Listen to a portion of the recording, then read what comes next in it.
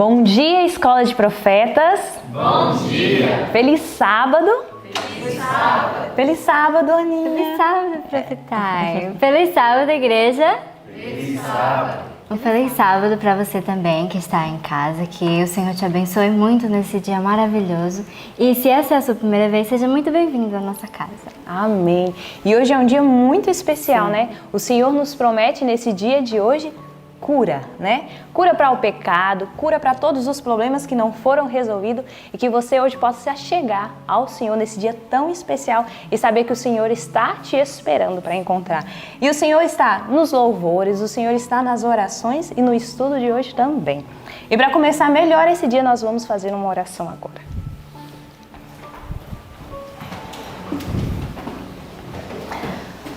Oremos. Querido Pai amado, nós louvamos o Senhor por esse dia tão especial, Pai, e nós já sentimos a presença do Senhor. Nós pedimos que o Senhor receba os nossos louvores, Pai, como um aroma suave, e que ao estudarmos a palavra do Senhor, realmente nós possamos encontrar o Senhor, que tenhamos vida, Pai, restauração e perdão dos nossos pecados também. Que o Senhor esteja com as pessoas que têm acompanhado esse canal aqui, Pai, e que realmente aquilo que elas estão procurando e buscando, elas possam encontrar, e eu sei que o Senhor tem, porque o Senhor é uma fonte, Pai, que nunca se esgota, e todas as coisas que nós necessitamos, o Senhor tem, Pai. Obrigado por tudo que o Senhor tem feito, por tudo ainda que o Senhor vai fazer em nossas vidas. Em nome de Jesus Cristo. Amém. E agora, Ana, nós vamos louvar o Senhor. E nós vamos louvar o Senhor com o hino de 167. Tão triste eu andava, né? E andávamos porque nós encontramos o Senhor.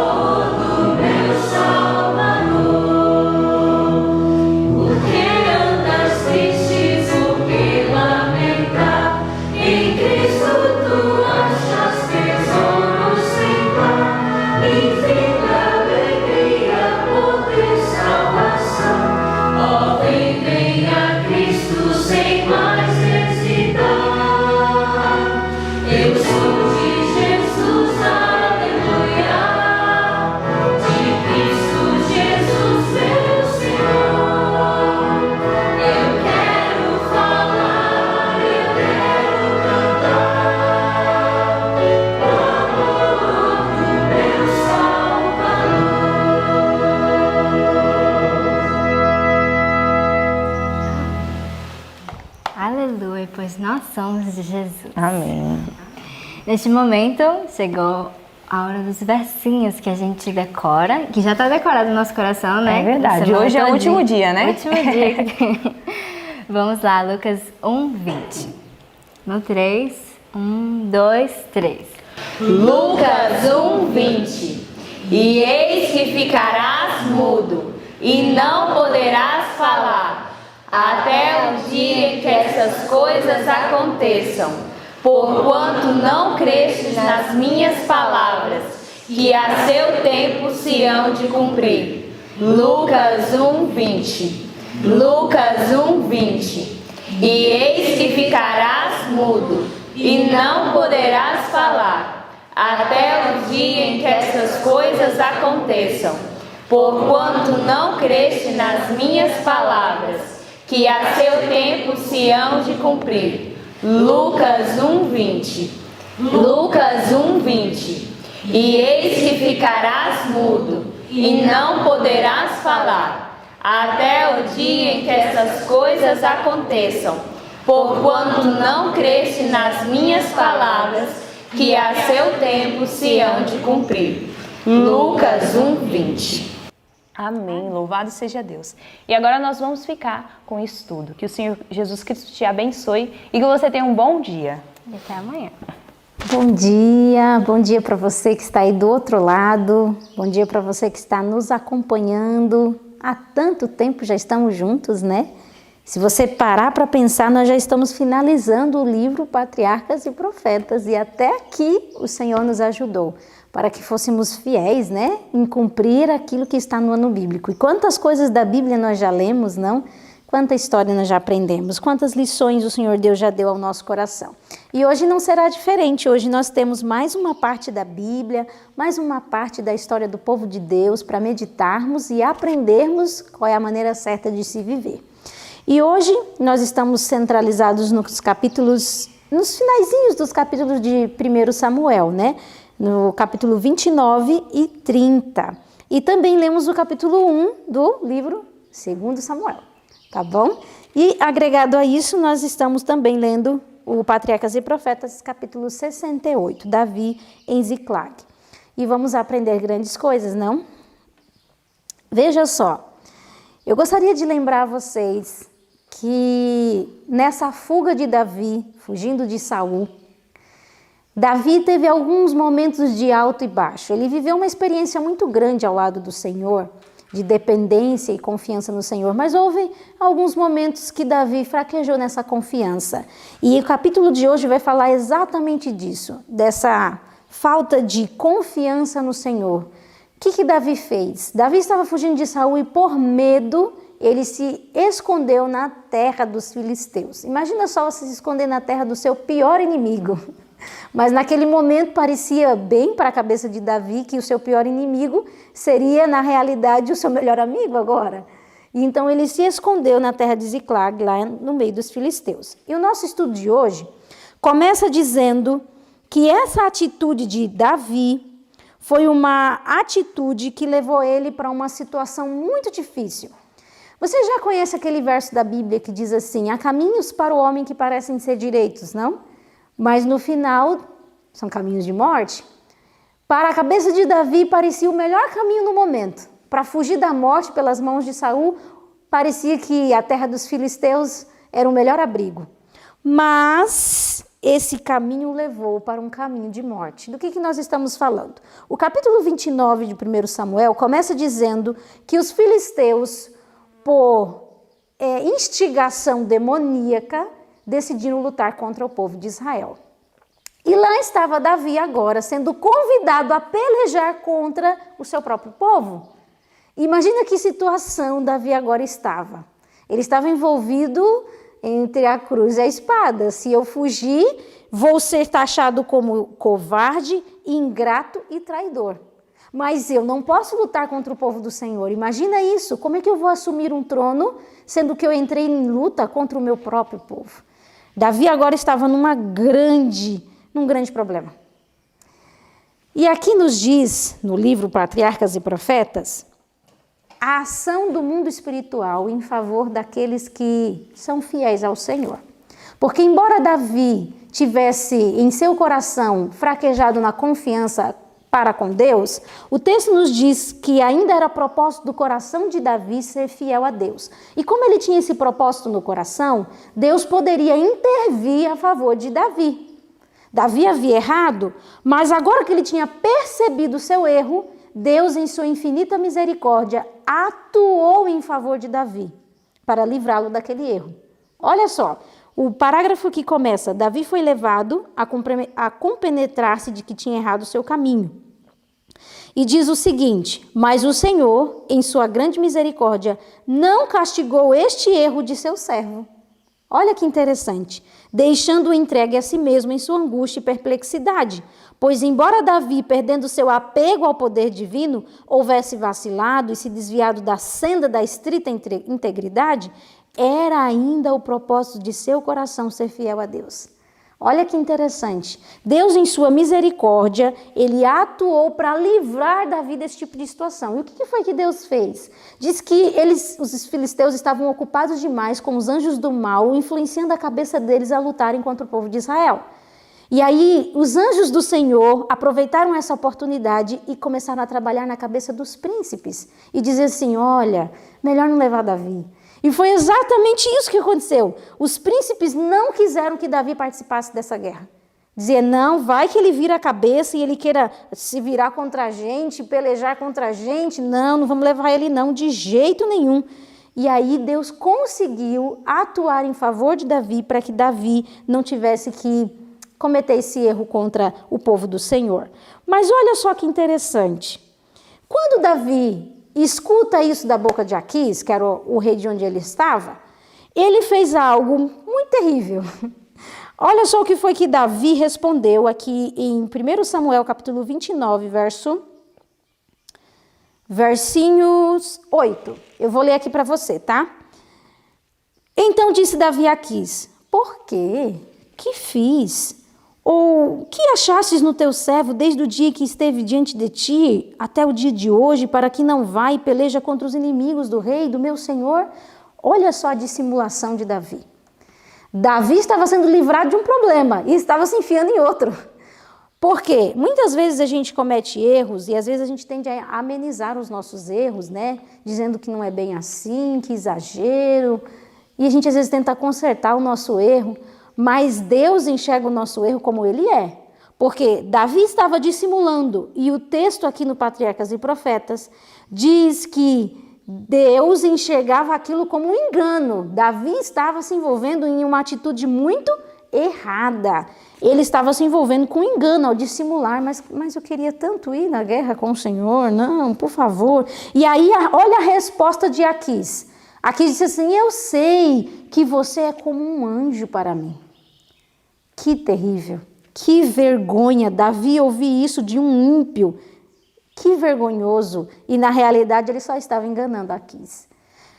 Isso nos ensina grandes lições, né? Devemos fugir de atitudes assim e comportamentos assim, porque o céu nunca nos aprovará nisso. Qual é o resultado disso então, Joana? Já que Deus poupou Davi desse erro, porque veja só, Deus falou assim: eu vou tirar você dessa situação, meu filho, você se enfiou nisso e eu vou tirar você daí.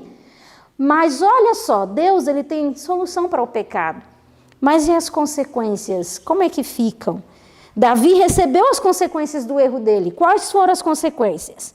Veja só, diz que quando ele volta da guerra, na realidade ele não foi para a guerra, né? Quando ele é dispensado por Aquis e ele volta para Ziclague, quando ele chega lá, ele toma um susto. Porque o que tinha acontecido? Capítulo 30, verso 1. Olha só o que diz aí, ó. Quando ele chega lá, olha só o que o verso 1 nos diz. Sucedeu, pois, que chegando Davi e os seus homens ao terceiro dia a Ziclague, já os amalequitas tinham invadido o sul e Ziclague, e tinham ferido a Ziclague e a tinham queimado a fogo. Olha isso, quando ele chegou em Ziclague, cadê o povo? Cadê suas mulheres? Cadê os filhos? Cadê as mulheres dos outros soldados? Imagina isso. E tudo tinha sido tocado fogo. Olha a angústia. Aqui diz, no Patriarcas e Profetas, que com isto foi Davi de novo castigado pela sua falta de fé. Você está entendendo? Deus o livrou daquela situação, mas as consequências do seu erro cobraram um preço. E que preço? A vida das pessoas que ele mais amava. Então imagina isso. O texto vai nos dizer aqui em 1 Samuel que todos os homens que estavam acompanhados de Davi E detalhe, homens que eram homens de guerra, homens bravos, valorosos, que carregavam no seu corpo cicatrizes, né, de grandes batalhas que haviam travado. Diz que eles começaram a chorar e chorar muito. Se você olhar aqui o verso 4, olha só. Então Davi e o povo que se achava com ele alçaram a sua voz e choraram até que neles não houvesse mais forças para chorar. Olha a situação, que desgraça. Imagina Davi olhar ali a situação e dizer, foi por culpa minha, o que eu vim me meter no meio dos filisteus? O que eu vim fazer aqui? E aí todo mundo lá chorando, os soldados tudo chorando, o homem tudo barbado, chorando, a ponto deles quererem apedrejar Davi. Eles queriam matar Davi, porque eles entendiam, você é o culpado disso daqui, dessa miséria que a gente está enfrentando. Olha que situação difícil. Pensa só, Davi estava passando por uma grande dificuldade e os seus amigos, os seus companheiros, por sua impaciência e descontentamento e o seu próprio sofrimento, estavam tornando o fardo de Davi duplamente pesado. Você já parou para pensar que às vezes nós estamos enfiados em algum problema e as nossas atitudes tendem a aumentar o problema e não diminuir?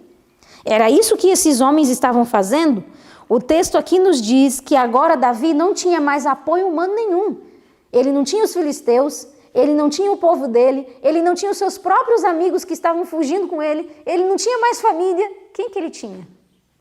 Ele só tinha o Senhor. E nesse momento de grande sofrimento, o que Davi fez?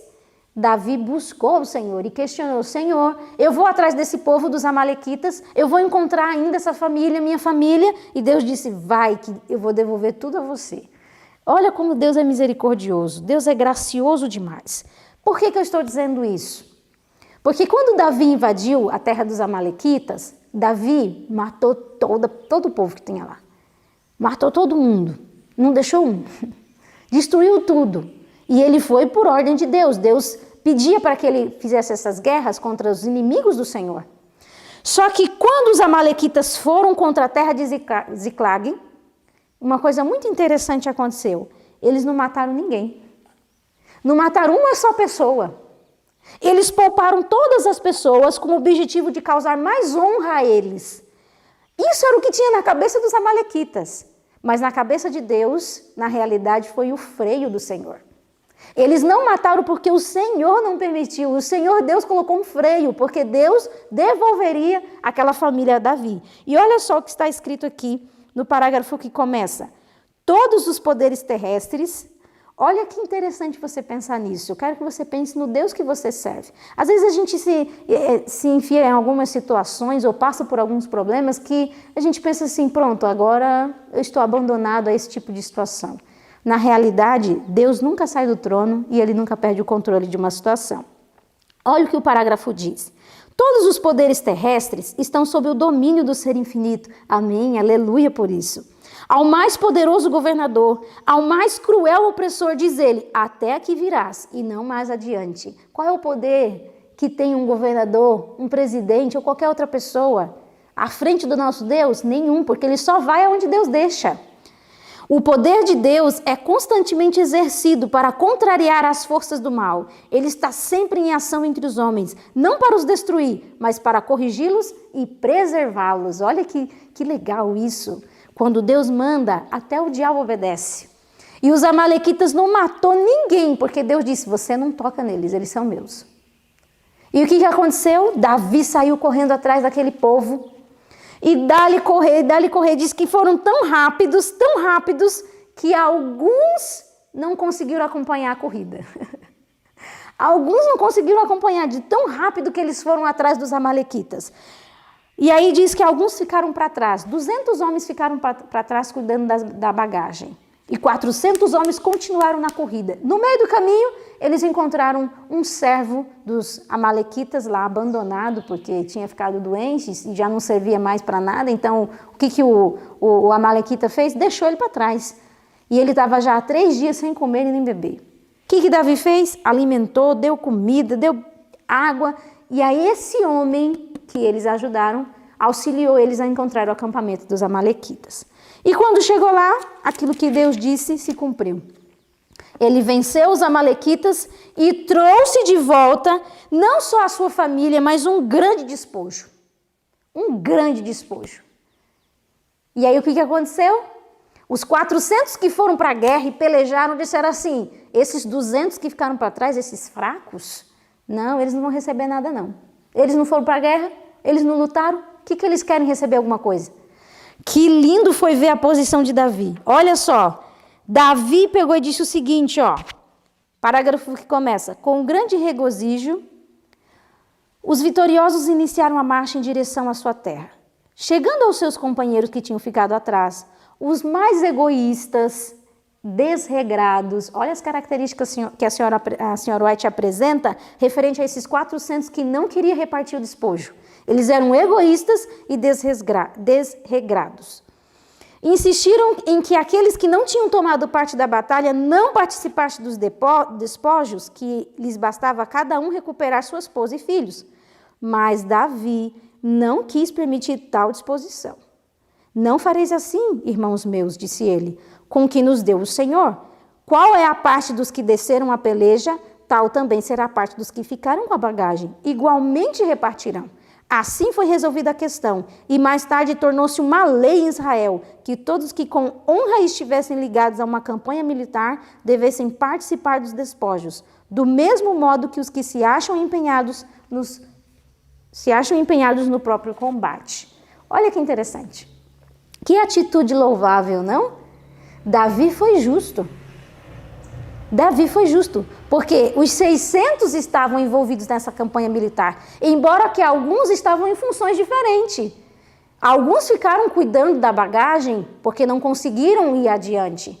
E outros que tinham maior capacidade estavam lá, em luta, guerreando à frente da batalha. Mas ambos estavam dentro da obra do Senhor e ambos deveriam receber sua recompensa. Que lindo isso, não? E é assim que é o reino de Deus. O reino de Deus dá a cada um segundo aquilo que praticou. Então Deus ele é justo ao tratar com cada um de nós. E agora nós vamos partindo para o fim do nosso estudo de hoje. E nós vemos agora que Davi volta para Ziclag com um grande despojo, com toda a sua família, agora todo mundo estava feliz, eles começaram a reconstruir suas casas que tinham sido queimadas e estavam angustiosos esperando o resultado da batalha. Porque enquanto tudo isso acontecia, os filisteus estavam batalhando contra o povo de Israel. E diz que de repente entra pela cidade lá onde Davi estava, um rapaz com as roupas todas rasgadas, como alguém que estivesse fugindo da guerra. E aí ele pergunta, questiona, e aí, quais são as notícias que você tem para mim? Isso está lá no capítulo 1 do 2º livro de Samuel. Quais são as notícias? Era um amalequita que tinha fugido da guerra. E aí ele conta uma história para Davi. Ele fala assim, eu estava lá passeando por Gilboa, onde estava acontecendo a guerra, e eu encontrei Saul. Saul estava caído em batalha, mas ainda estava vivo. E eu vi que ele não ia conseguir mesmo sobreviver e ele me pediu que eu o matasse e eu o matei. E está aqui a coroa dele. Imagina isso. O que será que esse homem queria ao dizer isso? Ele achava que Davi ia ficar muito feliz com a morte de Saul. Então ele quis ganhar uma vantagem, né? Ele quis dizer assim, agora chegou minha chance, né? De ser premiado, a ser o braço direito do rei, já que fui eu que matei o seu maior inimigo. Imagina só, que loucura. E aí ele contou uma mentira, achando que ia sair por cima, né, com aquela mentira. Você sabe, né? Os métodos de Satanás nunca trarão bênção nenhuma. Os métodos de Satanás não traz vitória. E diz aqui o texto que Davi ficou extremamente sentido com aquela situação. Como assim você teve coragem de levantar a mão contra o ungido do Senhor? Eu tive 2 chances de fazer isso e eu não fiz? E você fez, um estrangeiro. Meu filho, após eu vou dizer para você uma coisa. O teu sangue será cobrado. E ele mandou matar o amalequita. Que terrível, não? Alguém que queria tirar vantagem e acabou se dando mal. Isso nos revela que o método dos Satanás nunca vai dar certo. Nunca vai dar certo. Às vezes pode até demorar um pouquinho, mas nunca vai dar certo. E aqui, o final do estudo nos diz que a dor de Davi pela morte de Saul era verdadeira. E eu fiquei pensando muito nisso. Como pode alguém sofrer pela morte do seu inimigo? porque Saul era o inimigo de Davi, mas ele verdadeiramente sofria porque Saul tinha morrido. Que natureza nobre, que coração convertido, alguém que realmente tinha Deus dentro de si. Ele não tinha triunfalismo nenhum pela derrota de Saul.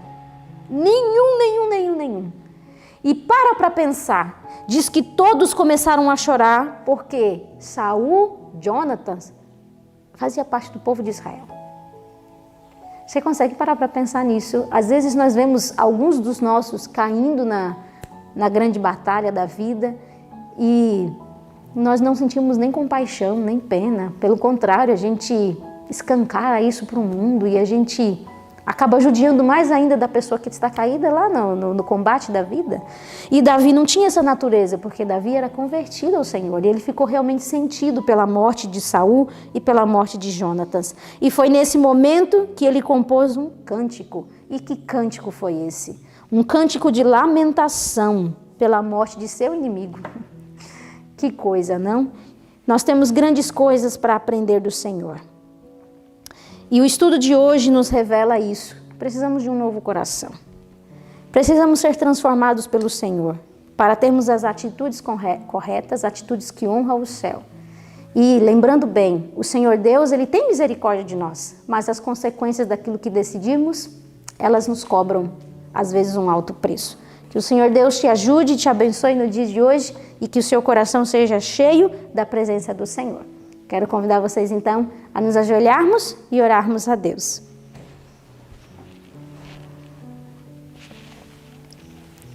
Querido Deus e nosso Pai, que importante é termos essas lições do passado, lições que nos mostram qual o caminho seguir e qual o caminho evitar. Nós aprendemos hoje que a mentira, Senhor Deus, nunca trará benefício nenhum para o teu povo, que o Senhor requer de nós a veracidade em qualquer situação, em qualquer circunstância. Ajuda-nos a termos esse tipo de caráter, esse tipo de firmeza, Senhor, de nos posicionarmos pela verdade, ainda que isso custe a nossa vida. Também aprendemos, Pai amado, que o nosso coração precisa ser convertido, Senhor. Porque quantas vezes nós vemos o mal acontecendo com o nosso amigo do lado e às vezes sentimos prazer pela derrota do outro. Tenha misericórdia de nós, Senhor, e nos dê um coração nobre, um coração convertido, a ponto de olhar para a derrota do nosso inimigo e sentirmos compaixão, Senhor, e não sentirmos aquela sensação de vitória. Ajuda-nos, ó Pai, a termos os sentimentos corretos e a termos, Senhor Deus, o Teu caráter, o Teu coração. Nos colocamos em Tua presença, pedindo a Tua bênção, em nome de Jesus. Amém. Então, que Deus te abençoe, foi muito bom estudar com você e até amanhã.